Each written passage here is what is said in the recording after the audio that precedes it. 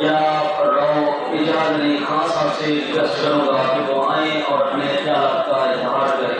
जनाब राव इजाज़ अली खान साहब।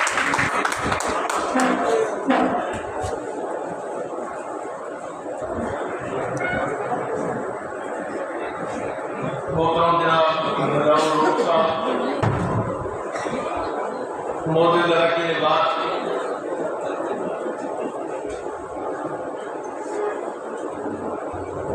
आप शायद तवक्को कर रहे हो कि मैं हस्ब मामूल कोई तकरीर करूंगा, लेकिन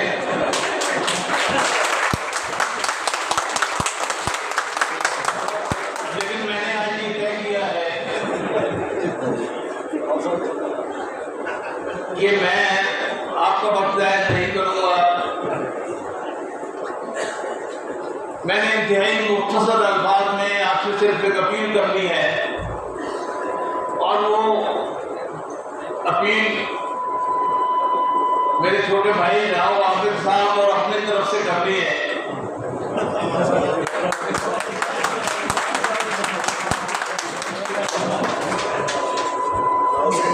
और वो अपील ये है, दस्ता और इंतहाई